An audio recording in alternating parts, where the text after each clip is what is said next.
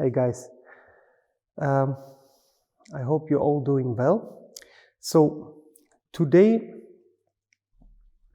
I want to go, especially for our level 3 students, a little bit about the Chinese Jian, the details of Chinese Jian, because our students, of course, they ask, what is this called in Chinese? What is that part called? And for what is this good?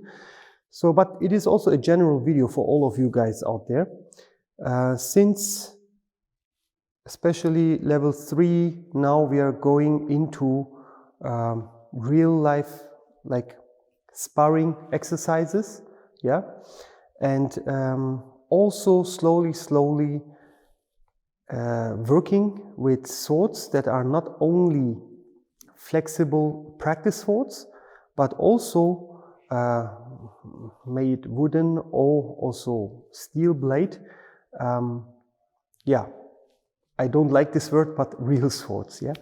So, I mean, every sword is a real sword. If you ask me, also a practice sword, flexible, it's also a real sword, but the purpose is another one, yeah. So, since from level 3 on, and especially from level 5, we will start cutting various objects with a sharp edge and fighting ready or combat ready steel swords. So it's good to know a couple of points of the sword.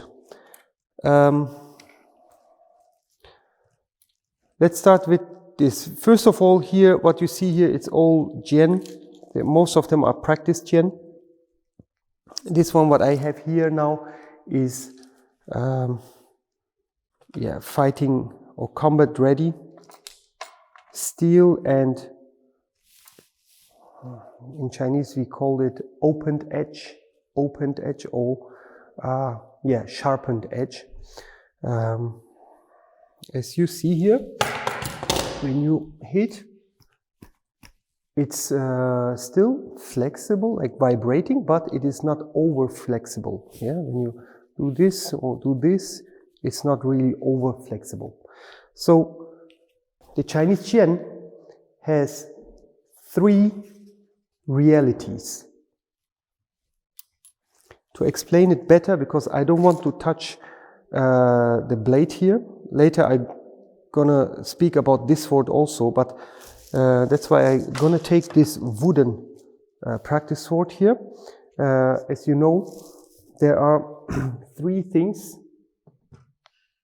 3 enemies of the blade of the Chinese Jian. If it's done the former way, of course, today there are also sword smiths.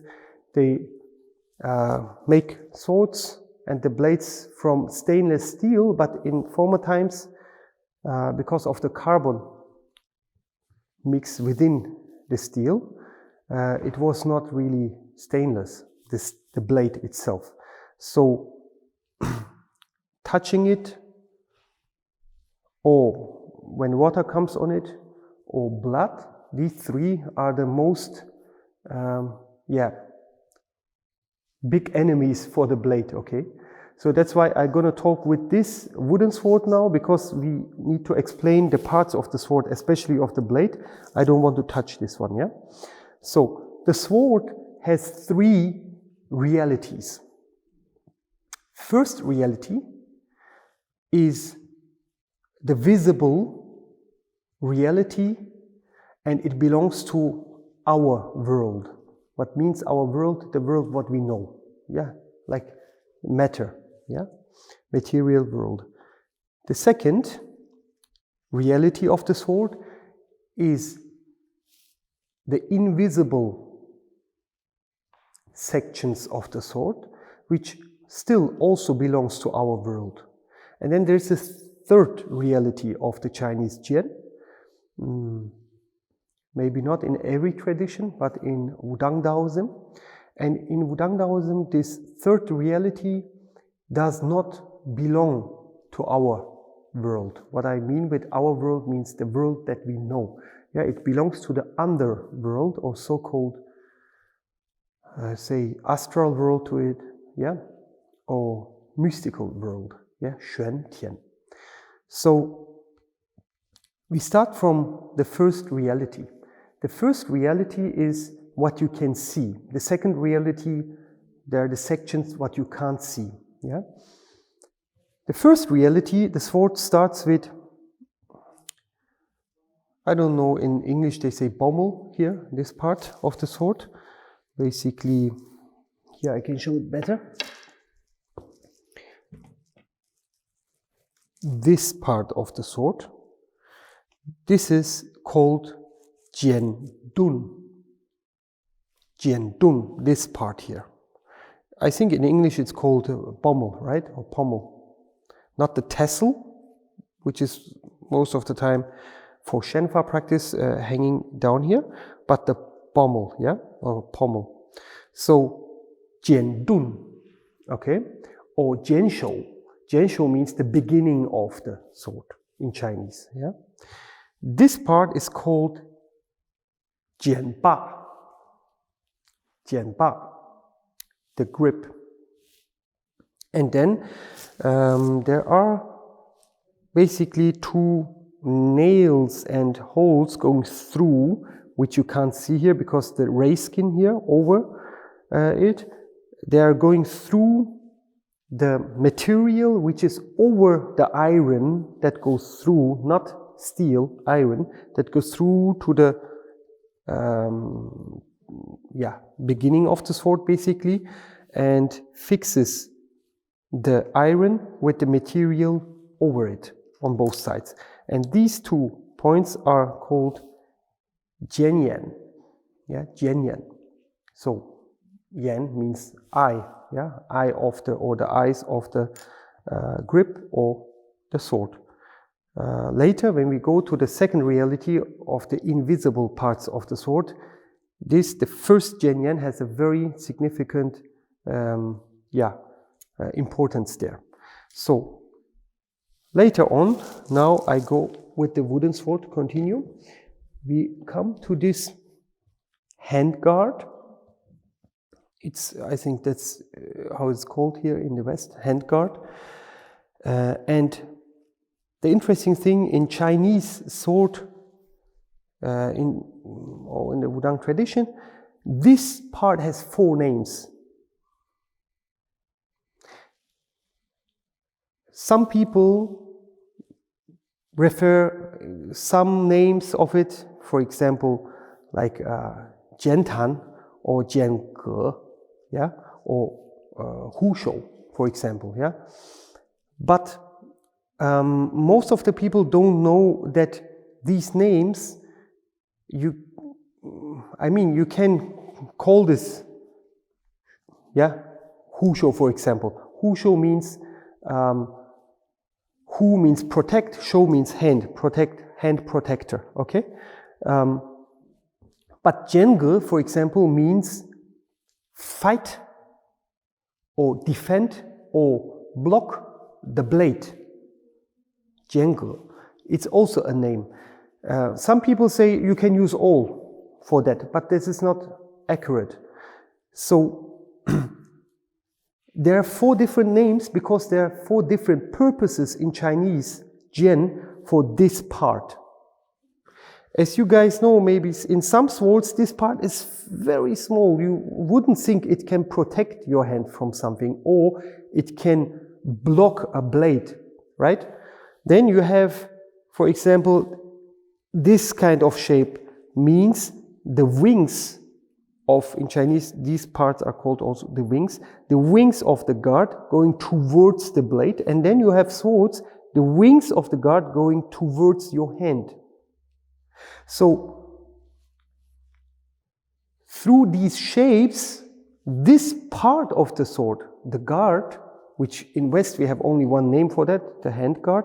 I mean, it's only the only name what I know. Maybe there are also different names, but some people also call it parry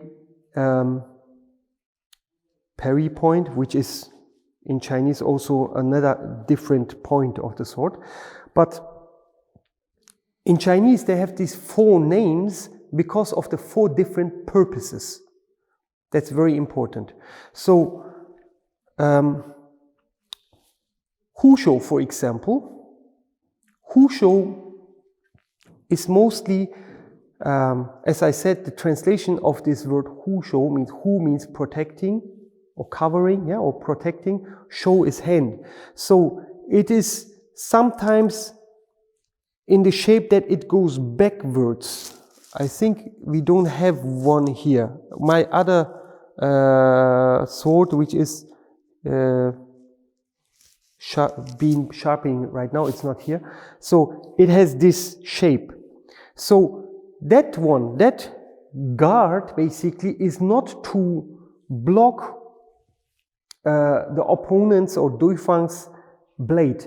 But in this case here, for example, when it goes upwards, the wings of the ge, means the jian ge, going towards the blade, this is called jian ge, yeah? Defense or fight of the blade. Which blade? The blade of the opponent. But when I say Huzhou, then protect the hand from my blade, not from the blade of the opponent. And we will come later to that. Depending on the balance point of a sword, depending on the balance point, you will see the different shapes. I guess nobody told you that. Look, why I'm saying this? Because I was wondering about these kind of points long time, but I said it's just fashion. Maybe this is this fashion and the other one is the other fashion. Or to different dynasties, they had different ways of making this. Yes, they had that, but these fashions had a purpose. You understand?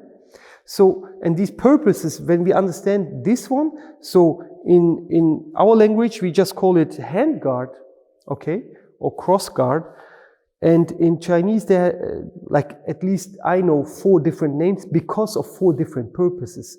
I just point out now 2 of these purposes that you know the principle behind it, yeah? So, therefore, while the jian ge basically fends off and blocks the opponent's blade, the Huzhou protects your hand from your blade, yeah? And the shapes are different, some are very small, and in some Chinese swords you don't see even the wings. Yeah, it's very, very narrow, tiny, okay? On these swords you will also see, if they're accurate historically, you will see that the point of balance is towards the tip more.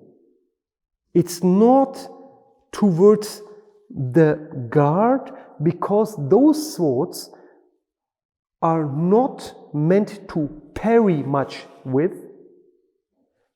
Those swords were more stabbing and chopping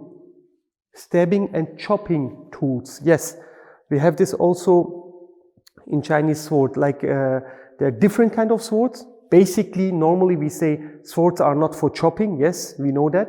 Like you can use a dao, a saber, more for, like, you know, strong kind of movements, and the sword you use more for fine movements. That's a very general saying. But within the swords, there are different kind of swords. Therefore, there are different kind of purposes of the parts of the sword. So that said, now we come to the blade. Yeah, this is called jianshen. Yeah, the body of the sword. Jianshen, the whole thing. The middle part here, that what on this sword comes a little bit up. This middle part is called jianji. Jianji, the spine of the sword. The spine of the sword. The middle part of the blade here. Yeah, like this. So then we have 2 jianmian, the 2 sides of the face of the sword. Jianmian, mian, one side, the second side.